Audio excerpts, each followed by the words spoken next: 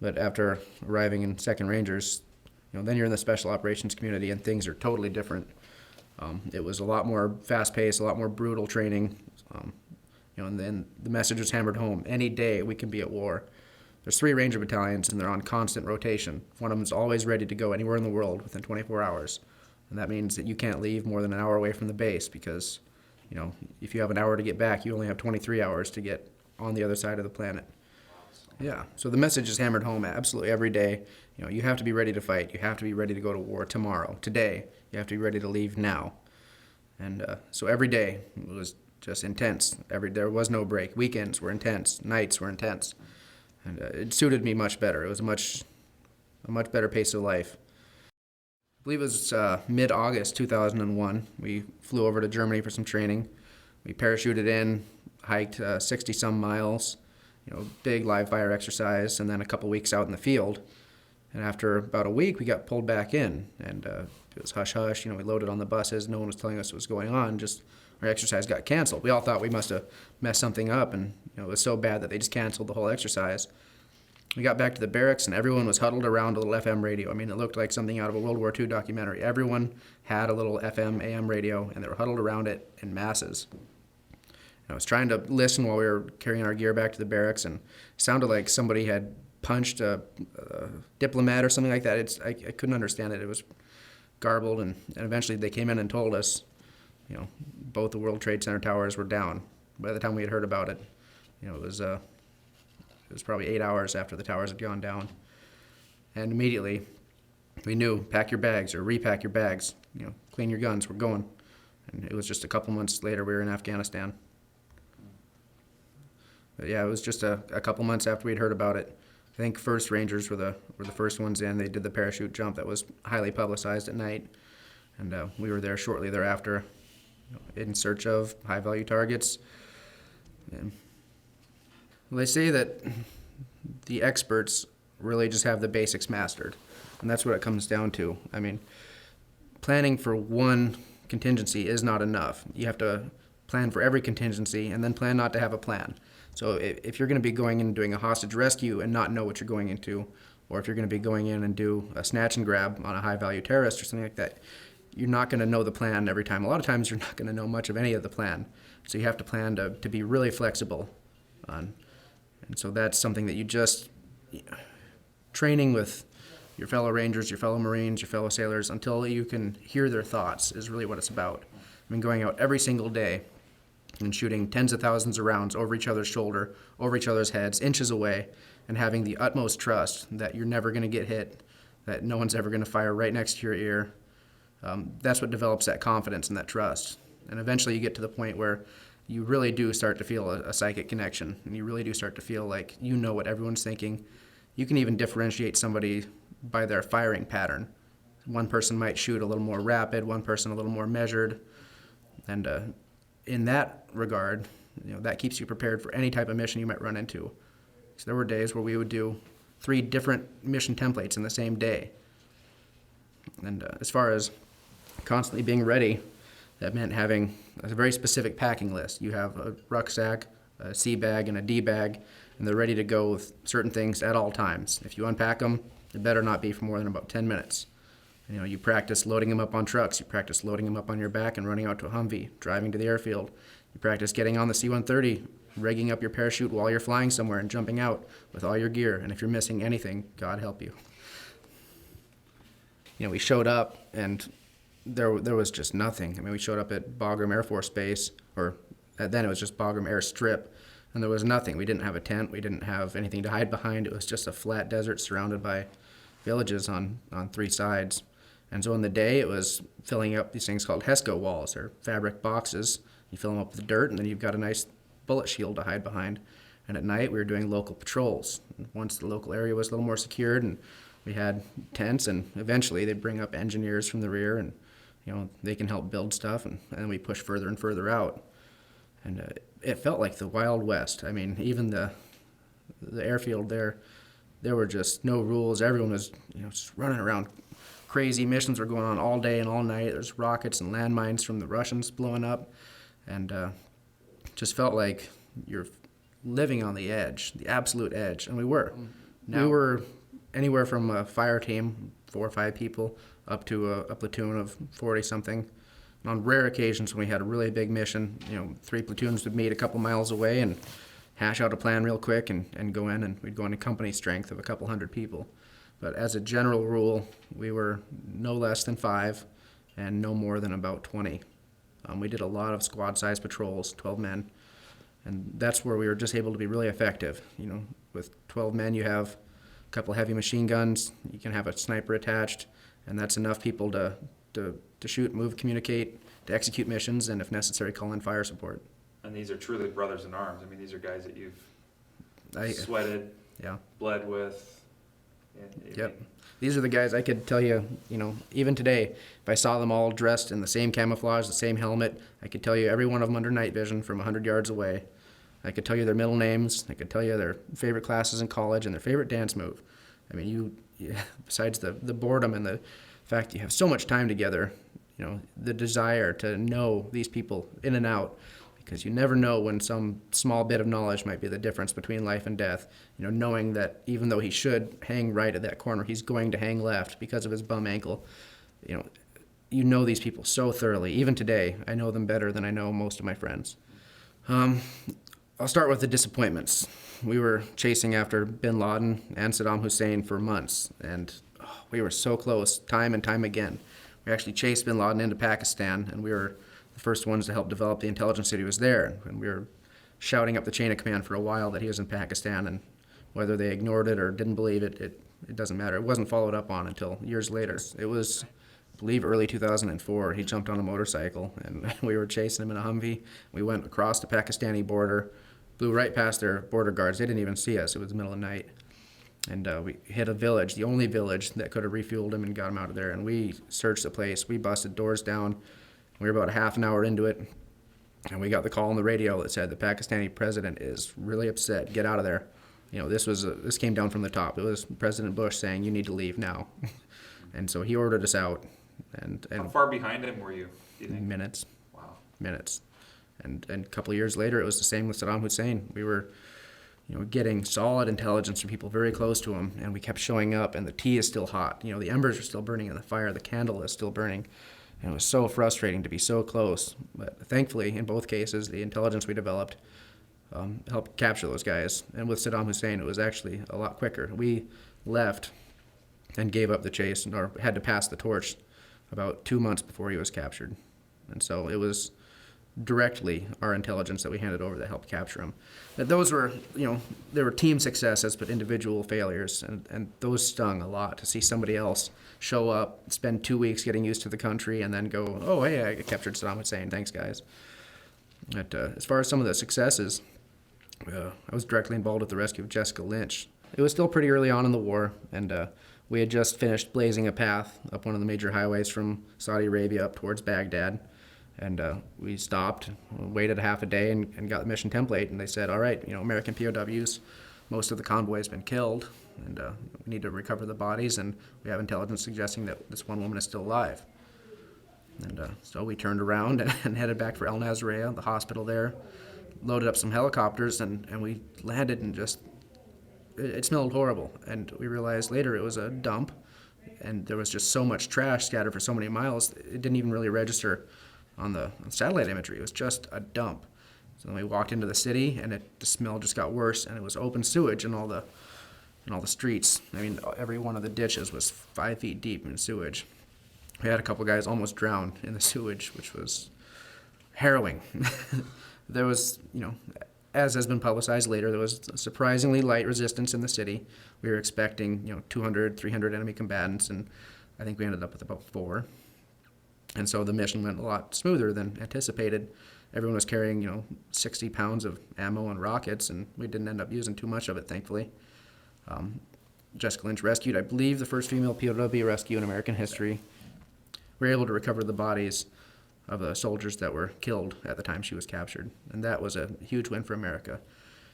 Helping to seize the Baghdad International Airport, which was the keystone to taking over Baghdad itself. That was harrowing as well. We were initially slated to do a parachute jump and seize the airfield, And last minute changed, and we jumped into vehicles and drove instead. And we were pretty upset. Everyone wanted to do a combat jump. And we pulled into the airfield, and every single heavy machine gun in country was pointed right towards the sky. And not a single one pointed at the roads. I mean, very light resistance coming into town on a vehicle because they expected an air jump. And if we had jumped, we would have suffered some pretty heavy losses. So we drove instead, and Baghdad fell quickly. One of the most fun missions we ever got to do, and I realize for some people it's strange to hear the term fun and combat in the same sentence, but one of the most fun things I ever got to do was ride on the side of a Little Bird, Hughes 500 helicopter, AH-6 or MH-6. They put these planks on the side of the helicopter. It's 2x6s bolted down. You sit down and snap yourself in so you don't fall off. Take off, and you're screaming over Baghdad at about 150 miles an hour, and the wind is just scraping you off the side. But it's just an exhilarating ride. I mean, you're going at night. People down there can't hear you. They can't see you. And these helicopters have such a short rotor blade, you can land about 30 feet away from a building. And so at this time, we were working on that notorious deck of 52. I don't remember. I'd have to go check my journal and see who it was. But it was one of the higher ups. It was a Jack or a 10. And we were able to swoop and land about 30 feet from his back door. And he was standing in the window looking out at us. He was in the kitchen. And it was so fast. I mean, going from 700 feet in the air, just dropping silently out of the sky. And all of a sudden, he's got 30 angry Rangers kicking in his door. And boy, he ran. He was a chubby guy, but he ran fast. And he squirted out the back towards the trees, and he didn't make it far. And, less than 5 minutes for this big, important combat operation. 5 minutes later, he's on a helicopter heading home, and we're in home, time for dinner. Seems like the transition back to civilian life is kind of twofold. One being, as you mentioned, the fact that being from the special operations community, a lot of the stuff was classified.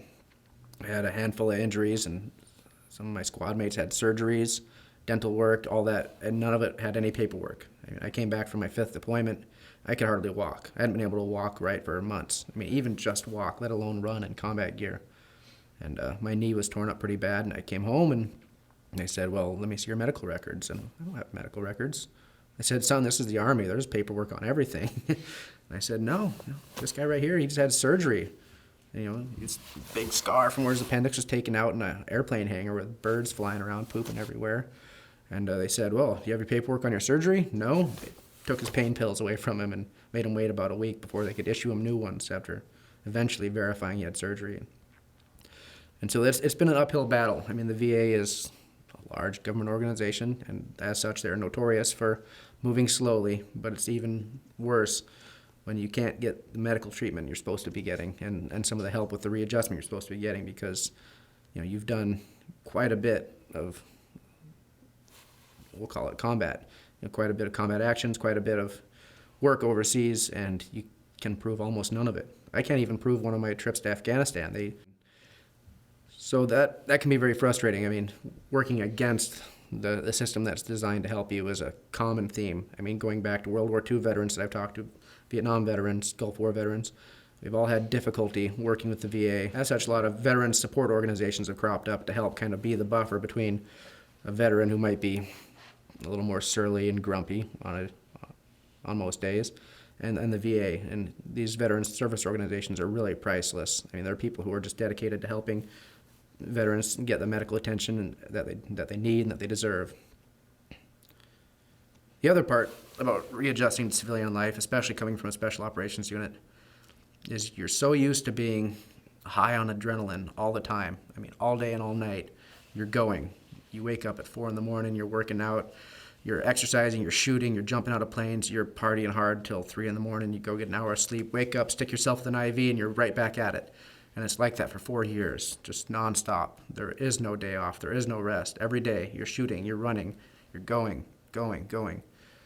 And then you get out, and you look around, and there's no more planes to jump out of. There's no more terrorists to chase. There's no more free ammo to fire. And it's just such a come down. I mean, it took me 6 months of just hermiting up in a hole before I could even poke my head back out.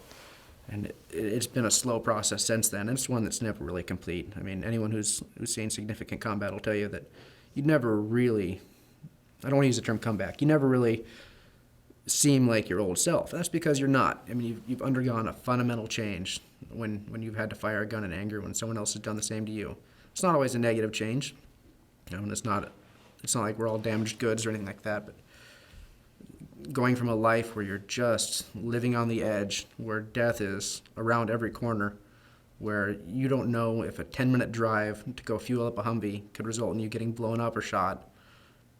And these aren't just baseless fears. They happen to other people. And so you're living at death's door for such a long time that you get comfortable with it. You get comfortable with the notion that you might get shot today. I mean, he got shot. They're both fine. Well, he got shot and died, but I didn't, so it's fine. And trying to adjust to a normal way of life where all of a sudden you're back and I need to pay rent. No one's going to pay me to chase down terrorists here, so I guess I got to go flip burgers. I guess I got to go clean a gym. I guess I got to go do something like that. Well, for those that don't know, PTSD, post-traumatic stress disorder, it's been called a number of things over the years. Shell shock back in World War II and Vietnam. It's a reaction, not just to combat, but to any extremely stressful environment or action.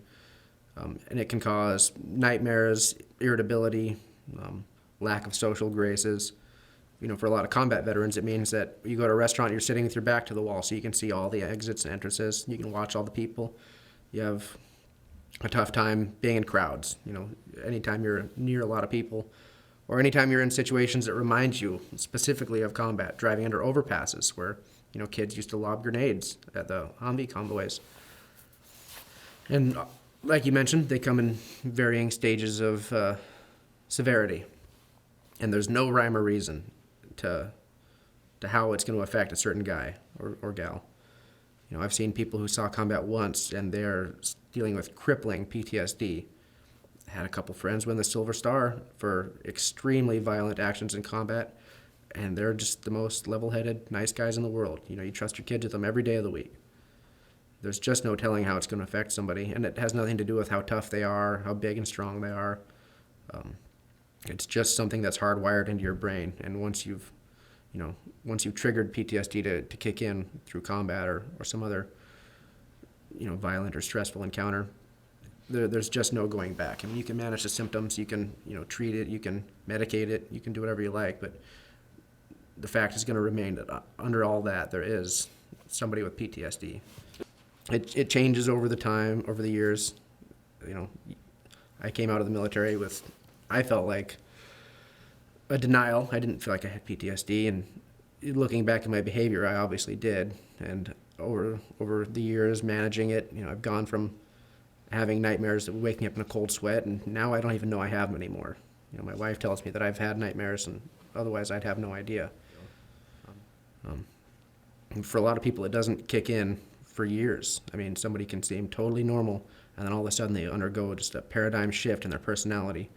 That's delayed onset PTSD. Well, anytime there's a really prolonged conflict, three things really undergo developmental improvements: weapons, medical technology, and vehicular technology. And that's very true in this war as well. Our weapons development and vehicle development have both just skyrocketed. And thankfully, like you said, the silver lining is that our medical technology has advanced as well. I'm really happy to hear that the Army's partnering with the NFL because you can't take the danger out of combat. What you can do is give your troops the best equipment possible in order to mitigate some of the side effects. And concussions, or traumatic brain injuries, as they're called now, TBI, very real. And they've been real throughout all of conflict. World War II veterans didn't have less concussions. We're just more aware of them now. Vietnam veterans had just as many, but it's never really been considered an injury until recently. Even during my time, 2000 to 2004, I had 5, maybe 8 concussions. I couldn't tell you. I don't remember a lot of them. I've had people tell me I had a concussion weeks ago, and I don't remember weeks ago. And so it's a frustrating thing not to be able to get help, because we talked about not having records on anything and not being able to remember a lot, which is the biggest side effect of having multiple concussions, is memory loss. And thankfully, we're so much more aware of it now. After I got out, after 2004, 2005, the Army started doing a much better job, and all the services started doing a much better job of keeping track of concussions, keeping track of cumulative concussions, which are much more dangerous than individual events, and acknowledging that people are probably going to need medical treatment after having 4 to 6 concussions. I can remember a few of them. They can range anywhere from the non-combat related. I had a couple during training, sporting events, football, boxing. The very rare, which would be taking a gunshot to the head, to the helmet, that you survive.